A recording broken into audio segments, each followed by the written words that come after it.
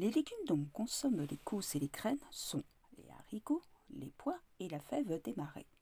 Haricots. Les haricots, Bacillus famille des légumineuses, sont des légumes importés des Indes.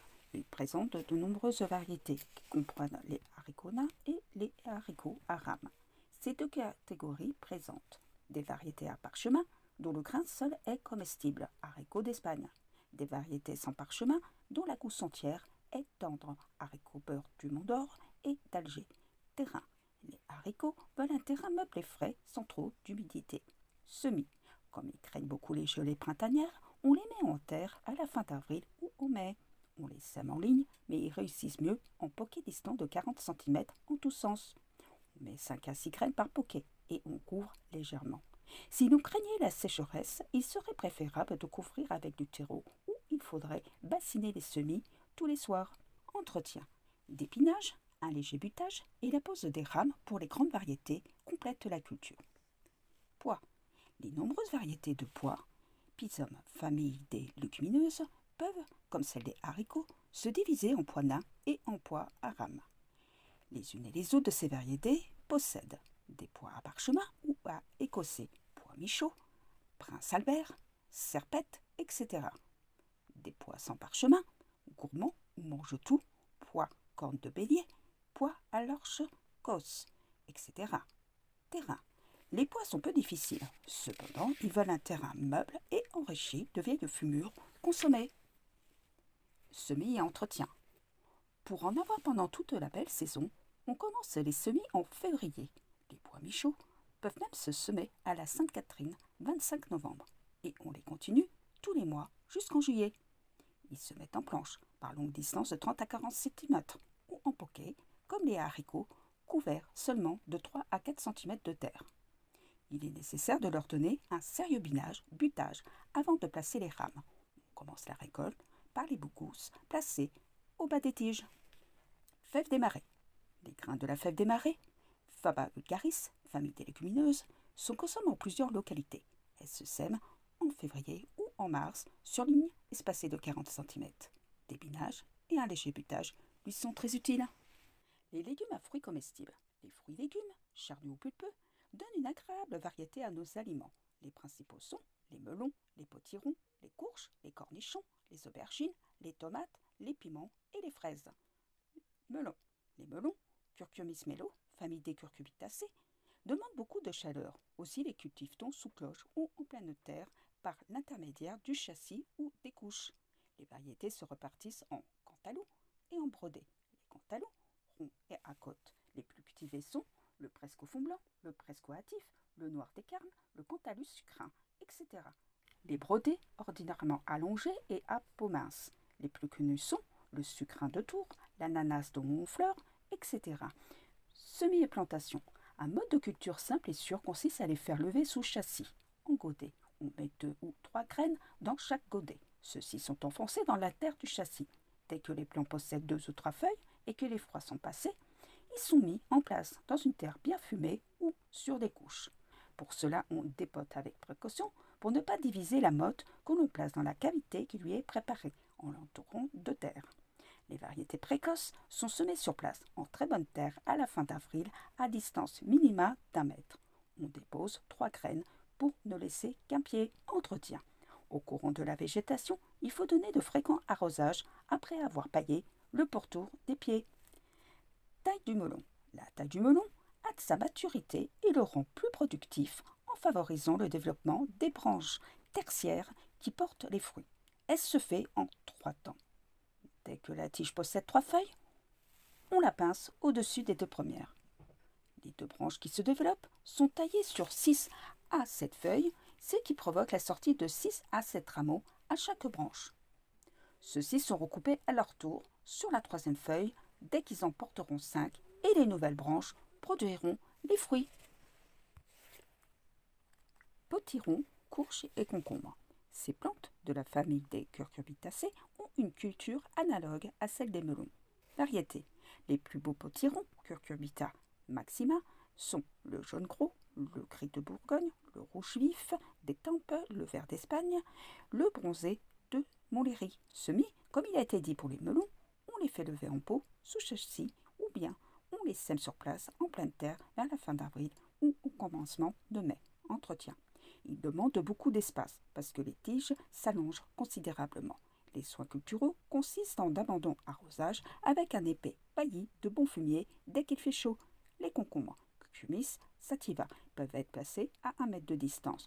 Peu après la défloraison, les jeunes fruits ou cornichons sont cueillis pour être conservés dans le vinaigre. Les cornichons, devenus gros, se mangent en salade. Les courges se cultivent comme les potirons. Aubergine. L'aubergine, Solanum melongena, famille des Solanés, nous vient de l'Amérique méridionale. Elle ne mûrit facilement que dans le Midi. Ailleurs, il lui faut une bonne exposition et une plantation sur couche. Culture. Elle se sème en mars ou avril sous châssis et se met en place dans un riche terrain à une exposition chaude quand les froids sont passés. Si le temps est sec, il faudra lui donner des arrosages fréquents, ainsi que des binages. Les tiges peuvent être pincées à 15 cm. Les fruits, se conservant peu, se consomment immédiatement. Tomates et piments. Les tomates, les copercicum et les piments, capsicum, de la famille des solanés, admettent à peu près le même mode de culture. Semi-culture. En mars, on les sème sous châssis. Ils sont transportés 1 ou 2 fois pour qu'ils prennent de fortes racines. Enfin, on les met en place dès que les gelées sont passées. Les tomates à 1 mètre en tous sens, les piments ou poivrons à 40 ou 50 cm. Des binages, des arrosages et un paillis terminent la culture. Aux tomates, il est utile d'appliquer la taille à plusieurs reprises, en enlevant les bourgeons latéraux, afin de supprimer toute végétation inutile et de favoriser l'action de l'air et de la lumière sur les fruits. Fraisiers. Les fraisiers, Fragaria famille des rosaceae, se divisent en 3 catégories. Les fraisiers des Alpes, fraisiers des 4 saisons, ou remontants, tels que 4 saisons à fruits rouges et à fruits blancs, gaillons, généreuses, etc. Les fraisiers à gros fruits non remontants, tels sont le docteur Morer, Marguerite le Breton, Reine des Hâtives, Princesse Royale, la Noble, etc. Les fraisiers à gros fruits remontants, Saint-Joseph, Saint-Antoine de Padoue, Jeanne d'Arc, Reine d'Août, etc. Ces variétés ont été obtenues par les patients travaux de M. l'abbé Thivolet. Pour les maintenir dans ces conditions, il faut avoir soin de couper les coulants dès qu'ils se montrent et d'arroser quand il fait sec. Multiplication et plantation. Presque tous les fraisiers se multiplient par coulants, et ceux qui n'en émettent pas par les éclats des vieux pieds ou par semis. Les plants qui proviennent des coulants se plantent en pépinière dès le mois d'août. À la fin de septembre, ils sont mis en place, en bordure ou en planche, sur ligne espacée de 40 cm. On procède de même pour les éclats. Semis. Le semis a lieu à la fin d'avril ou en mai, sur terre légère, terreautée et tassée. Les graines se couvrent à peine. À l'automne suivant, les jeunes plants seront transplantés à 20 cm de distance. La troisième année, ils produiront des fruits. Entretien. Dès que les chaleurs arrivent, les fraisiers mûrissent leurs fruits. Il est alors nécessaire de pailler toute la surface du sol, afin que les fraisiers ne soient pas souillés par la terre. Au printemps, les fraisiers ont besoin d'être arrosés souvent.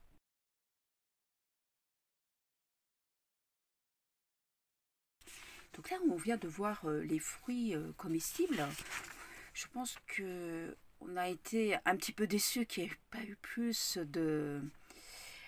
d'écrits sur les tomates. Donc il faudra regarder si je trouve des livres anciens qui parlent beaucoup plus de la tomate. Hein. Quand on dit un potager sans des tomates, c'est pas un potager. Enfin bon, ça dépend parce que bon, moi je suis pas quelqu'un qui aime particulièrement les tomates, mais il est vrai que les tomates donnent une particularité, donnent une architecture et donnent une décoration dans le jardin qui est intéressant, et puis surtout par les infinies variétés qu'il peut avoir dans les tomates. Je vais parcourir un peu ce livre que je vais un peu vous présenter, que si vous, éventuellement vous voulez vous le procurer, comme je vous ai marqué sur la vidéo, il est normalement à la BNF, donc je ne sais pas si on peut le lire sur internet directement, ou il faut se rendre parce qu'il y a la BNF qui est la bibliothèque François Mitterrand. Il y a un étage qui est réservé aux chercheurs. Est-ce que ce livre est mis à la disposition de tout le public ? Je ne sais pas. Sinon, vous avez des bouquinistes qui font un très très beau métier et qui le vendent également. Alors après, il faut trouver un prix très raisonnable. Moi, je l'ai... Alors c'est un un livre de très grande qualité que je trouve qui est vraiment à lire, hein, pour un professionnel ou même pour des personnes mais comme nous, comme moi, je ne suis pas une professionnelle, hein, mais je trouve qu'on apprend beaucoup de choses. Et là, je ne vous ai lu qu'une infime partie de ce livre. Après, les autres parties sont plus sur, par exemple, la viticulture, sur l'agriculture. Là, on va faire un petit, un petit, une petite visite de ce livre. On va le survoler. Donc, je vous montre un petit peu ce livre, comment il est, si éventuellement vous voulez vous le procurer. Alors j'ai vu des prix effectivement qui sont assez élevés pour ce livre puisqu'il est maintenant de collection. Donc le mieux ce serait peut-être de voir si vous ne pouvez pas le lire directement dans une bibliothèque si vous le trouvez quelque part, hein, ou vous le procurez pour pas trop cher. Moi je l'avais trouvé chez les bouquinistes à Paris, sur les bords de Seine. Il était dans un coin et pour tout vous dire le prix, il était à 23 €. Donc c'était un prix tout à fait raisonnable. Bah, écoutez, on va le survoler un petit peu, comme ça je vais vous montrer deux, trois choses. Et puis ensuite on passera à une autre lecture. À tout de suite. Alors là je vous filme, donc là vous voyez c'est le livre que je vous ai lu en partie, en 3 vidéos, donc bien sûr une infime partie, hein. Voilà, donc au moyen d'agriculture et de zootechnie, ancien cours abrégé par FGM, 3e édition. Donc voilà ce qu'on peut voir. Donc il y a plein de choses très intéressantes. Là je vous montre un peu sur les composts, sur les engrais. J'ai trouvé des choses très intéressantes sur les engrais. Et je vais étudier un petit peu ça parce que il y a des choses qui m'ont étonnée.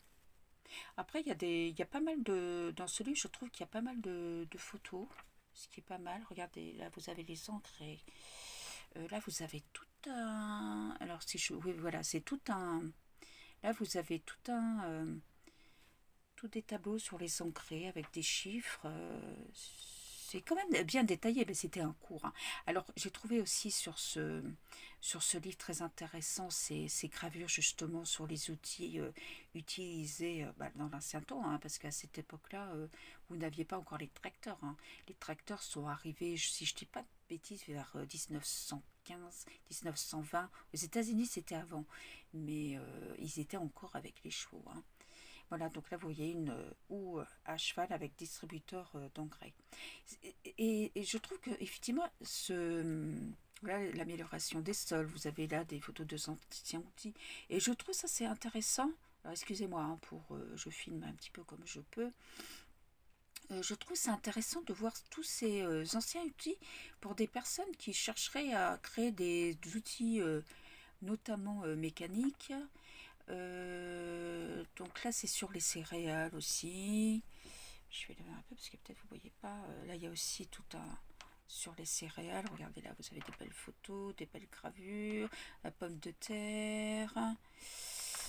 Sur prairies et plantes. Là il y a un chapitre sur les prairies naturelles, peut-être celle-là-ci. Je reviendrai plus tard là-dessus, hein, sur peut-être un ou deux chapitres. On va un petit peu changer de, de livre.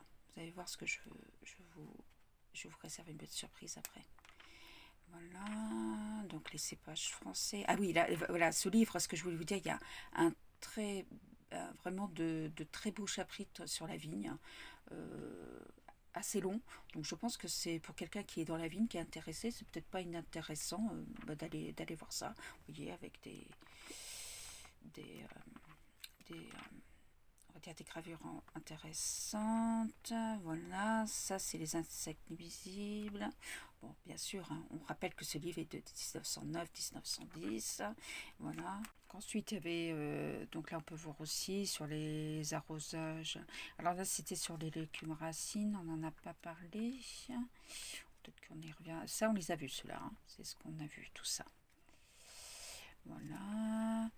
Là, c'est sur les arbres aussi. Il y avait des chapitres intéressants sur les arbres et aussi sur les animaux de ferme, hein. Donc là, sur les vaches, les chevaux, il y a les moutons et si je me trompe pas, il y a les poules. Voilà ce que je voulais vous montrer. Alors je ne sais pas si c'est des races que vous connaissez, la poule de Crèvecoeur ou la poule de la Flèche de Sarthe. Excusez-moi. Les poules braises, les coqs et poules bresse grise de Bourg, coq et poule Orpington, fauve, race anglaise. Coq et poule Orpington, fauve, race anglaise.